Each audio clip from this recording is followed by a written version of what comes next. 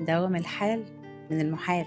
في حكايتنا النهاردة صاحبة القصة بتقول: اتجوزت وخلفت 3 أولاد، لكن حياتي مع جوزي كانت مليانة خلافات ما بتهداش، خناقات وإهانات ومشاكل. رغم إني صبرت كتير وتحملت فوق طاقتي عشان البيت ما يتهدش والحياة تستمر، لكن في النهاية ما بقاش في حل غير الانفصال.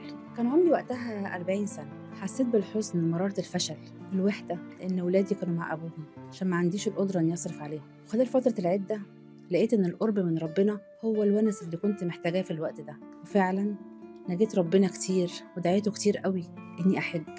كنت دايما أدعي وأقول: الحج يا رب، الحج يا رب، نفسي أحج يا رب.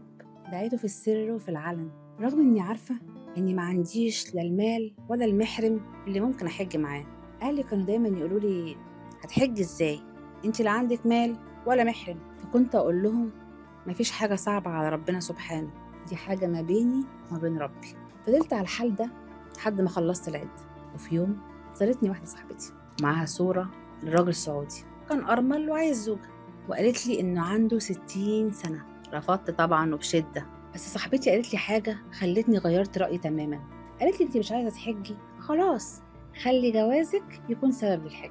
وفعلا وافقت بعد تردد، وبالفعل جه لمصر وتقدم لي. أهلي في الأول كانوا معارضين، بس أنا أقنعتهم واتكتب كتابنا، وتاني يوم كان هيسافر في الفجر. ما كانش بينا غير العقد. دخلت معاه الأوضة في الفندق، وفي الليلة دي كان تعبان وعنده ضيق تنفس شديد، فطلب مني إني أصبر لحد ما نتقابل في بيتنا بعد ما يكمل الإجراءات القانونية لتوثيق الجواز. وفعلا سافر عشان يكمل الإجراءات القانونية للجواز، وقال لي: هبعتلك تسافري وتجيلي. وبعد أسبوع وصلتني التأشيرة وتذكرة الطيارة، فسافرت له.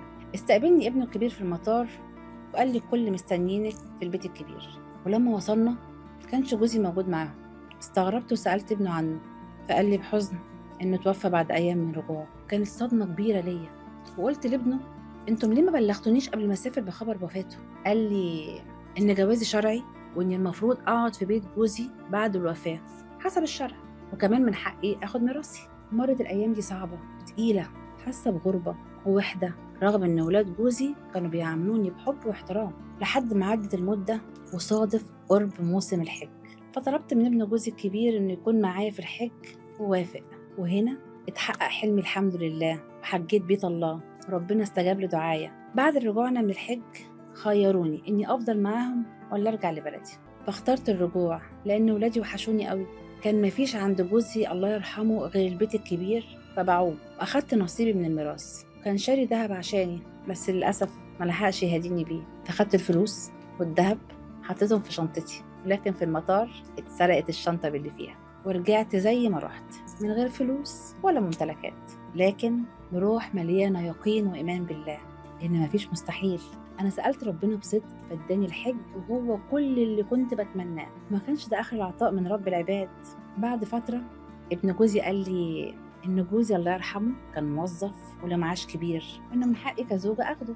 ومن ساعتها وأنا كل شهر بستلم المعاش اللي حفظ لي كرامتي ورد لي أولادي. النهاردة بعد سنين كتيرة لسه بترحم على جوزي اللي ما عشتش معاه غير يوم واحد، وافتكره كل يوم. أما اللي كان جوزي وعشت معاه عمر مش بفتكره أبدا، ولا حتى بفتكر الأيام المرة اللي عشتها معاه. إن عوض ربنا ليا كان كبير قوي الحمد لله.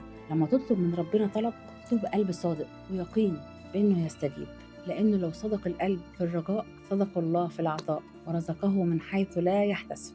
ونشوفكم في حلقة جديدة وحكاية جديدة أحكيها لكم أنا داليا عادل، وبرنامجكم الدنيا ياما فيها.